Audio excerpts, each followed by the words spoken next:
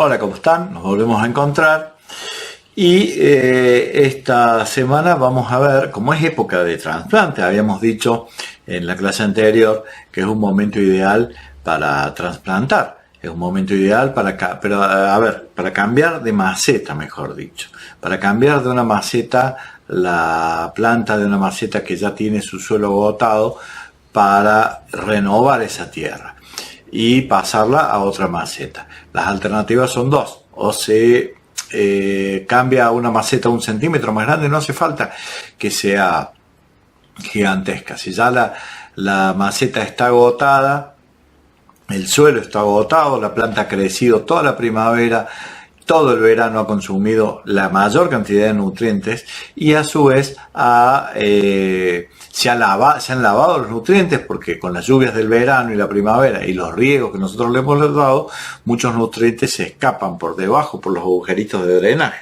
Entonces, el otoño es la mejor época para cambiar de maceta a una planta. Este cambio de maceta, como les decía recién, puede llegar a ser, si es una planta joven, a una macetita un poco más grande. Y en el caso de que sea una maceta ya grande y que ya no tenemos espacio, bueno, se saca la planta de la maceta, con las manos se le saca la tierra adherida a las raíces, esa tierra se incorpora al jardín y se le coloca un poco de tierra nueva que toque gran cantidad de nutrientes. Yo soy un enemigo de utilizar fertilizantes, porque los fertilizantes son para uso profesional. Nosotros cuando ponemos un triple 15 estamos poniendo 3 nutrientes de los 16 que requiere la planta. Cuando nosotros ponemos una tierrita nueva o un mantillo nuevo, ese mantillo o esa tierra tiene los 16 nutrientes con los que creció esa hojita, ese palito que después se transformó en tierra, y la planta va a incorporar los nutrientes que necesita de los 16 que hay para su crecimiento. Entonces siempre es conveniente un mantillo, o de hecho de una compostera, de nuestros propios residuos orgánicos que nosotros hacemos de los residuos de nuestra cocina, de los papeles, de todos los residuos orgánicos, transformarlos en tierra o en un compost es lo mejor que podemos hacer. Pero, ¿qué sucede? No todas las plantas van a tener el mismo requerimiento de tierra. Lo primero que tenemos que averiguar es de dónde proviene nuestra planta. Cuando nosotros vayamos a cambiar una planta de maceta, pasarla a otra maceta, si nos equivocamos en el tipo de sustrato, la podemos pagar muy caro, porque la planta en el jardín se defiende. Porque la planta en el jardín crece 10 centímetros más la raíz y encuentra el nutriente que le estaba faltando, o busca más profundo. La planta tiene la posibilidad de desarrollar sus raíces y buscar más nutrientes. En la maceta no. En la maceta la planta está totalmente limitada a las paredes de la maceta. Entonces, y si nosotros en ese colocarle tierra en la maceta nos equivocamos, probablemente la matemos a la planta, porque le estamos incorporando algunos minerales que la planta no conoce, o hongos o bacterias que la planta no conoce, que viven en el compost, y las podemos llegar a matar. Esto pasa mucho con los cactus, por ejemplo. Los cactus hay que averiguar de dónde proviene. Proviene de México, del África, y en función de eso vamos a saber cuál es el sustrato. Habitualmente los sustratos para los cactus son extremadamente porosos, con poca cantidad de nutrientes, con un pH relativamente alcalino, no son tierras muy ácidas. Entonces, por ahí uno lo quiere mimar al cactus y dice: no, le puse un mantillo bien rico, un lombricompuesto, y le pusimos un enemigo, porque un mantillo rico tiene 2 millones de microorganismos por centímetro cúbico que las raíces del cactus no los conocen, porque en donde vive ese cactus, en el desierto, en Talampaya, en un lugar desértico, en la cordillera de los Andes, de donde provienen la mayoría de los cactus y las plantas grasas, no existen tanta cantidad de nutrientes, y ese exceso de nutrientes le puede llegar a generar, o sea, cuando yo pongo un suelo rico, estoy poniendo 2 millones de microorganismos por centímetro cúbico, que son microorganismos que degradan la materia orgánica en descomposición. Las plantas tienen defensas, tienen lo que se llaman en las raíces las bandas de Caspary y tienen alguna superficie corchosa externa que impide que esas bacterias o esos microorganismos degraden las raíces, porque la planta ya creció en ese hábitat con todos esos microorganismos a su alrededor y tiene defensas para que esos microorganismos no penetren. Una crasa, un cactus, no lo tiene. ¿Por qué? Porque no tuvo tantos microorganismos en su tierra de origen, que era el desierto del Sahara a lo mejor, o el desierto mexicano, o la cordillera de los Andes, o las sierras de Córdoba, que en las zonas más arenosas. Entonces, ponerle una tierra muy rica a esa planta no tiene sentido, porque le vamos a generar hongos de cuello, que son los hongos que se producen entre las raíces y el pequeño tallito que tienen los cactus, y va a ser contraproducente para la planta. Entonces, lo mejor que podemos hacer, no existe un suelo para todas las plantas. Cada planta va a tener un preparado particular de acuerdo a de dónde provenga. Proviene de las sierras, de terrenos arenosos, es crasa. ¿Por qué es crasa? Porque se lo riega en una época, absorbe mucha humedad y después tiene una época de sequía y su panza queda gorda, llena de agua para la etapa de sequía. Si nosotros en la etapa de sequía a ese cactus lo regamos de más, lo podremos. Y si le ponemos más microorganismos de los que necesita o más minerales de los que necesita la planta, la podemos llegar a terminar matando. Entonces, en el caso de los cactus y las crasas, compren tierra para crasas o siempre tengan la precaución de tener tierras totalmente arenosas, que es donde viven este tipo de plantas, donde el agua escapa a los estratos inferiores, donde no llueve mucho. Si ustedes van a Talampaya o van al Valle de la Luna, van a encontrar que está lleno de plantas crasas y lleno de cactus, y nadie las riega y llueven 80 milímetros al año. O sí, 80 milímetros al año. Mientras que en Córdoba llueven casi 800 milímetros y en provincia de Buenos Aires 1100, 1200. Entonces, ante la duda, ese tipo de plantas tienen que tener muy buen drenaje, porque si se riegan con la lluvia, esas macetitas van a acumular mucha agua. Entonces tienen que tener muy buen drenaje. ¿Cómo se logra el buen drenaje? Con tierras relativamente arenosas y sin mucha materia orgánica, con algo de calcio inclusive, que las va a beneficiar. Ese sería un extremo. El otro extremo son las plantas que provienen de la selva. Las plantas que provienen de la selva, ¿y cuáles son? La mayoría de los helechos, las plantas de hojas verdes, los Spathiphyllus, los Caladius, todo este tipo de plantas de hojas muy verdes, muy grandes, muy llamativas, que van en lugares oscuros, porque si las pondríamos al sol cerca de un cactus, esa hoja expuesta al sol se quemaría. Bueno, entonces una hoja grande y muy verde nos está indicando que la planta requiere un suelo selvático. ¿Cómo es el suelo en la selva? Mucha hojita, mucho palito, mucha materia orgánica, porque llueve todos los días. Entonces caen hojas constantemente y son esos suelos donde se entierra el pie entre medio de las hojas. Entonces, ese sería el suelo de mantillo. Y los mantillos van a variar de acuerdo a la composición que nosotros tengamos del suelo.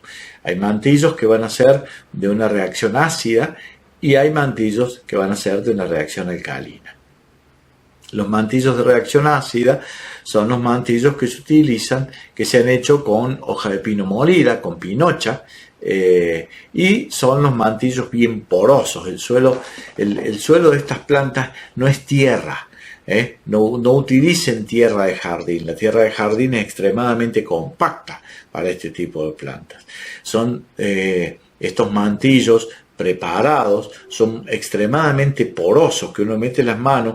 ¿Y sabe cuál es la particularidad de una tierra de maceta, de planta de interior o de planta de hoja que proviene de la selva? No te mancha, Cuando ustedes agarran ese mantillo y está húmedo, no mancha.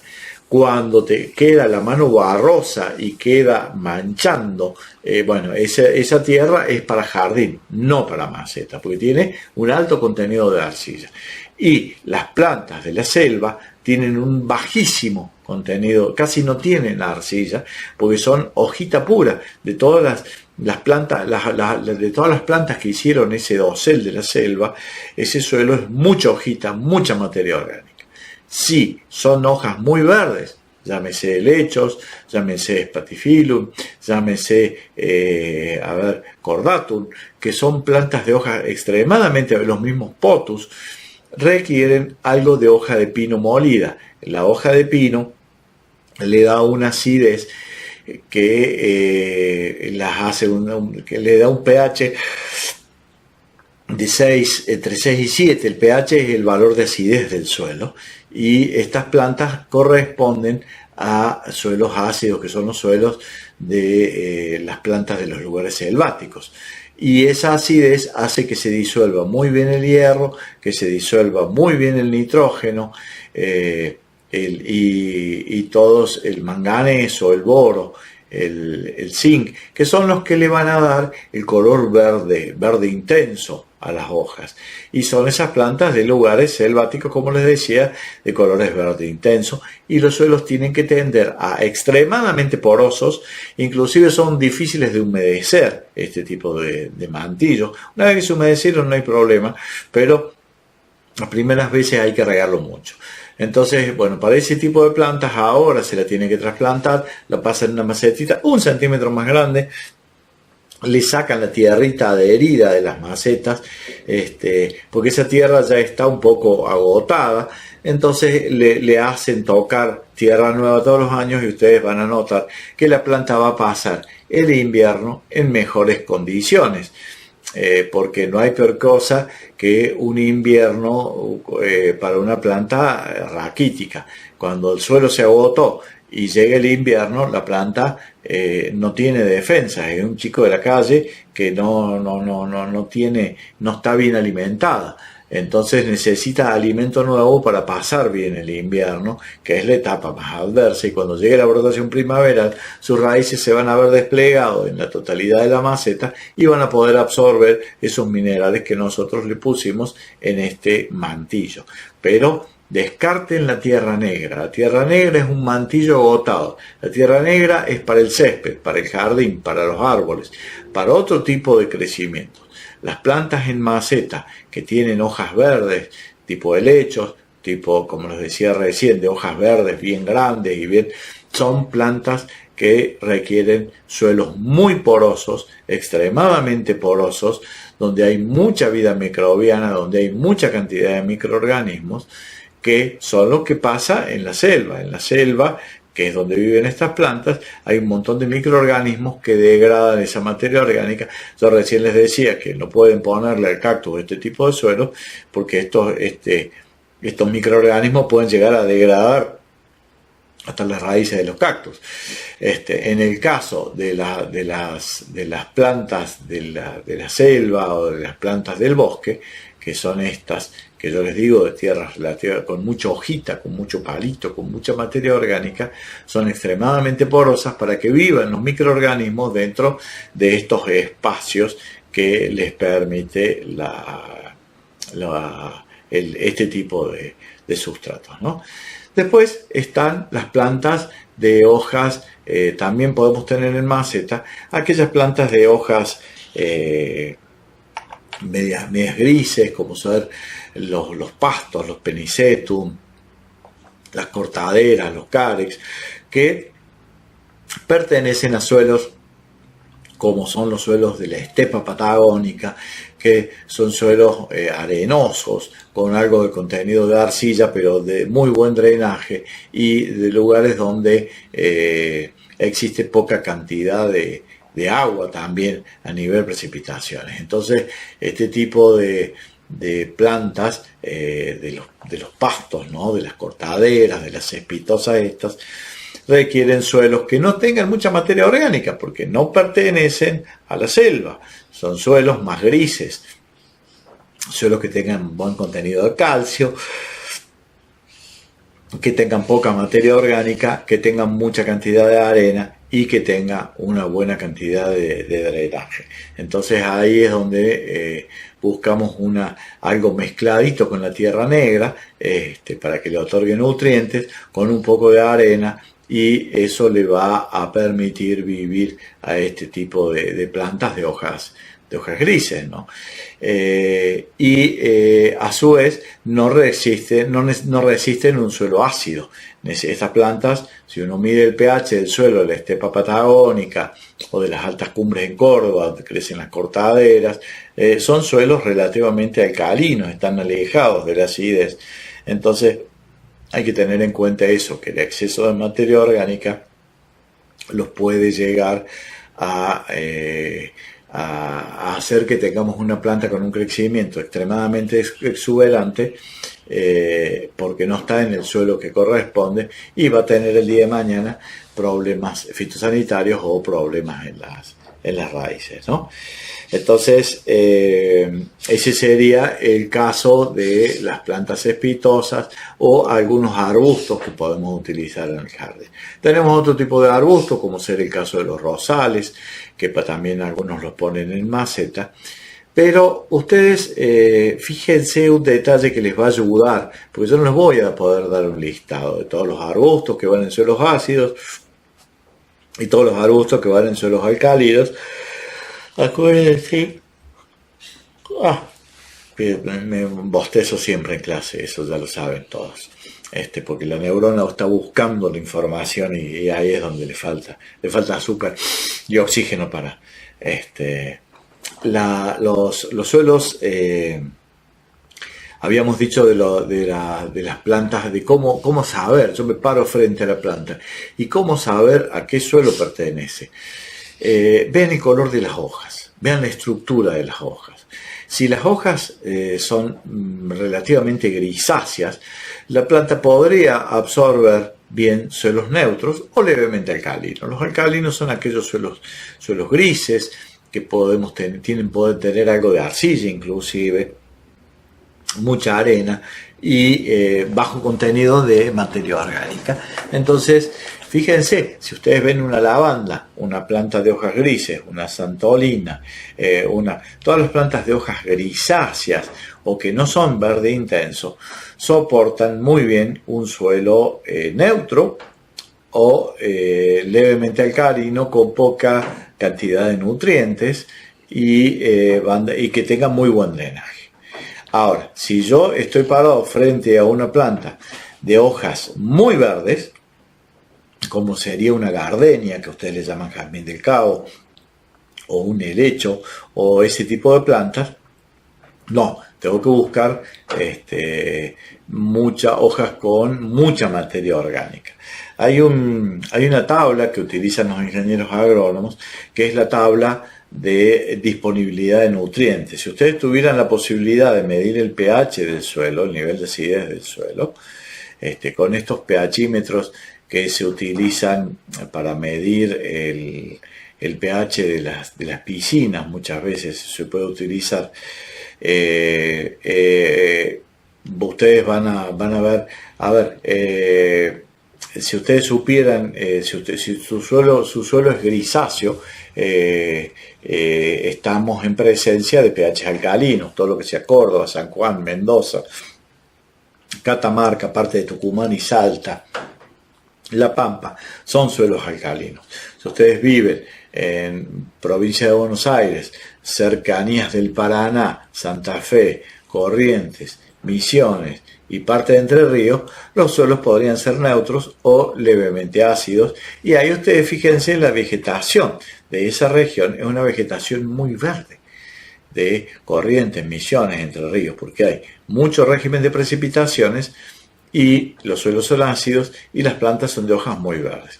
Cuando nos vamos acercando a la cordillera de los Andes, los suelos tienen tendencia a ser alcalinos y son plantas más grises, no son colores de hojas de verde tan intenso. ¿Por qué? Porque el pH del suelo se va hacia el alcalino. Hay una tabla que utilizan los ingenieros agrónomos, que es la tabla de disponibilidad de nutrientes. esta tabla, ustedes tienen que todo lo que esté de pH 7 hacia abajo son ácidos y todo lo que tenga un pH de 7 hacia arriba son suelos alcalinos. Este sería el tipo de suelo de San Luis, San Juan, Mendoza, Córdoba, Catamarca, parte de La Pampa, todas aquellas zonas alejadas de los bosques. Ahora, si nos vamos al bosque andino patagónico, no, ya nos vamos al ácido, porque en el bosque andino patagónico estaríamos con un pH por debajo de 6, hay mucha turba y hay suelos ácidos y hay una vegetación muy verde, muchos helechos, muchas lengas, muchos ñires, que son de hojas muy, muy verdes, que corresponde al bosque andino patagónico. Pero en el caso de la cordillera de San Luis, San Juan, Mendoza, Catamarca, parte de Mendoza, que no tiene tan alto régimen de precipitaciones, los suelos son alcalinos y las plantas son grisáceas. Entonces nos paramos frente a la planta y decimos, a ver, es color media grisácea, bueno, necesito un suelo grisáceo también, o un suelo arenoso con poca materia orgánica. Yo tengo una planta extremadamente verde, no, voy a buscar un suelo ácido. ¿Cómo consigo el suelo ácido? Van al vivero y compran suelo para helechos, compran tierra para helechos o compran tierra para suelos ácidos o compran tierra de lombriz. Pero la tierra de lombriz andaría más cercana al 7. Fíjense que el pH 7, el nitrógeno que da el color de la hoja, se disuelve muy bien. El nitrógeno da el color verde a la hoja. Por eso una planta de suelos alcalinos, que es 8,5, el nitrógeno se disuelve poco. Cuando esta banda es ancha, se disuelve bien el nitrógeno. Cuando esta banda es más angosta, se disuelve poco. Fíjense el fósforo que da el crecimiento de las raíces en pH de suelo de lombrices, de lombricompuesto, se disuelve muy bien. Entonces voy a tener una planta con buena hoja y buena raíz, porque la raíz, el responsable del crecimiento de la raíz es el fósforo. El potasio le da rusticidad a la helada de la planta. El potasio se disuelve en la mayoría de los rangos de pH. El azufre también se disuelve muy bien. El calcio también se va a disolver muy bien y la planta va a ser una planta fuerte para esos casos.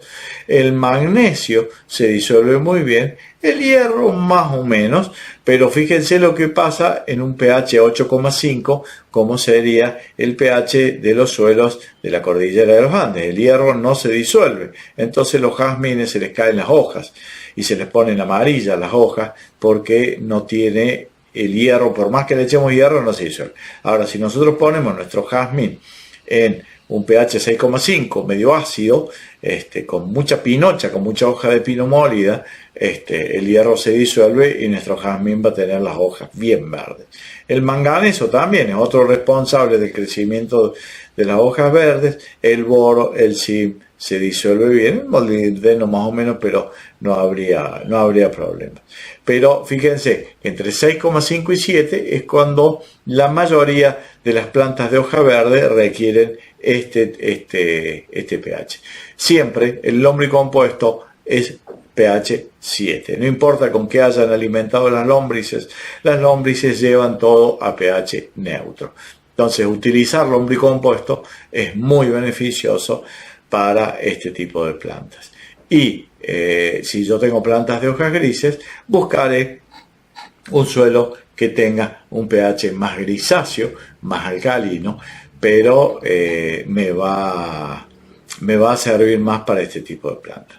Pero no todas las plantas. Ustedes ponen una lavanda, por ejemplo, que es de hojas grises, una santolina, en suelos con mucha materia orgánica, que son suelos ácidos, a lo mejor con exceso de palitos, la lavanda adquiere una serie de enfermedades que son del cuello de las raíces y termina muriendo.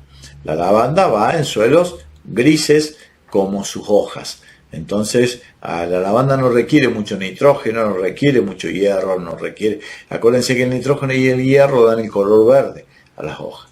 Entonces, las lavandas, las plantas crasas, las plantas cespitosas, los pastos, los cares, los penicetum, las cortaderas, van en suelos relativamente arenosos con poca cantidad de materia orgánica. Si le ponemos mucha materia orgánica, lo más probable es que generemos una planta que después se nos enferme porque tiene un crecimiento extremadamente exuberante para su corta velocidad de crecimiento, o las raíces de la planta terminen muriendo. Lo mismo pasaría si nosotros buscamos una planta de hojas muy verdes y acuérdense, las hojas grisáceas, suelos alcalinos y con muy buen drenaje. La hoja muy verde ya puede soportar suelos ácidos con mucha cantidad de materia orgánica, porque eso, la acidez, es lo que le va a permitir que se disuelva bien el hierro, el magnesio y todo lo que y el nitrógeno, que son los que le dan el colorido verde de las hojas. En el caso de las plantas de hojas verdes no requieren buena floración, ¿no? Acá, por ejemplo, tienen el caso de las plantas que son recomendables para el centro del país, para Córdoba, San Luis, San Juan, Mendoza. Y fíjense que todas, el teucrum tiene hojas grisáceas, la lavanda tiene hojas grisáceas, la santolina tiene hojas grisáceas. Acá tenemos, no me sale el nombre de esta, bueno, ya me va a salir, son de hojas grisáceas. La palmera típica de Córdoba, todo el norte de Córdoba, todo Santiago del Estero, que es el caranday, y parte de San Juan y parte de Catamarca, es el caranday. Fíjense, las hojas son grises. ¿Por qué? Porque requieren suelos grises. La lagaña de perro, que es esta también, que es muy nuestra, fíjense que no tiene un verde intenso, tiene un color verde clarito. Los geranios, los mejores geranios se encuentran en Córdoba, San Luis, San Juan, Mendoza, Catamarca, porque los suelos de esta zona son suelos relativamente grises, con muy buen drenaje, y fíjense, la hoja del geranio es una hoja que no es un verde intenso. Yo en un momento de mi vida hice geranios de semilla y no florecían, eran inmensos y no florecían. ¿Por qué? Porque los había hecho con la mejor tierra, con el mejor mantillo, y un mantillo ácido le había puesto, y no florecían, y las hojas eran verde exuberantes y no florecían. Cuando los pasé a tierras más pobres, florecieron espectacularmente bien. La nifofia, esta funciona muy bien en los veranos cordobeses, los veranos de Catamarca, Salta, y fíjense el colorido de la hoja, una hoja grisácea. ¿Y dónde está? En las sierras, en donde esta planta en la selva se moriría. Requiere mucho sol y mucha alternancia climática, frío, calor, para poder sobrevivir, y tiene las hojas grisáceas, porque está en su hábitat. Entonces, si tienen una de estas en maceta y la tienen que trasplantar a una maceta más grande, busquen una tierra que no tenga mucha materia orgánica. Esta es la Acacia, el falso guayabo, que tiene esta floración exquisita. Fíjense el colorido de las hojas. El colorido de las hojas es grisáceo. Entonces no requiere suelas con mucha materia orgánica. Los bulbines son originarios de Sudáfrica, lo que yo les decía, de conocer el origen, lo mismo que el agapanto. El agapanto y los bulbines necesitan suelos con buen drenaje, pero no con exceso de materia orgánica, porque el agapanto se llena de caracoles y termina muriendo con hojas extremadamente... Se hace una planta débil con hojas extremadamente verdes. El bulbil también. La cineraria marítima, hoja grisácea, suelos con buen drenaje, arenosos y no con mucha materia orgánica, ¿no? Y bueno, de ahí nos podemos pasar, pero fíjense los colores, son grises, rojizos, no son verde intenso. Los miscanthus, las cortaderas, todas estas plantas que tienen suelos grisáceos, tienen hojas grisáceas, requieren suelos grises. Entonces no le pongan mucha materia orgánica, porque lo que generamos es una planta fofa. Y aquellas plantas muy verdes, sí, mucha materia orgánica, muy buen mantillo, lombricompuesto, o mantillo con hoja de pino, y van a poder disfrutar de los helechos más verdes que hayan podido, los helechos más verdes. Ahora, hay helechos grisáceos y esos helechos también no requieren hojas muy verdes, ¿no? Mantillos muy verdes. El mantillo verde, el mantillo de hoja, el mantillo de pino, que es ácido y de mucha hoja, para plantas verdes, y el mantillo grisáceo del algarrobo, de plantas de climas alcalinos, de suelos alcalinos, que es medio gris y que no tiene tanta cantidad de materia orgánica, que no es un suelo tan negro, para las plantas que estuvimos viendo recién, que son las plantas de hojas grises. Bueno, espero les haya quedado el concepto. Cualquier cosa me vuelven a preguntar, y en los próximos videos ya van a ser de otra temática, porque ya se nos viene el invierno encima. Pero aprovechen ahora, hagan ahora los trasplantes. Es el momento en que la planta más necesita de tierra nueva para pasar el invierno con nutrientes nuevos. Y no se equivoquen, pongan los nutrientes adecuados y no lo que no sobró, porque por ahí le ponen al cactus tierra de helecho y lo terminan matando, o al helecho tierra de cactus y también lo terminan matando. Cada planta requiere su suelo, y la planta nos dicta, de acuerdo al color de la hoja, el suelo que necesita. Vuelvan a verlo al video varias veces y lo van a entender a la perfección.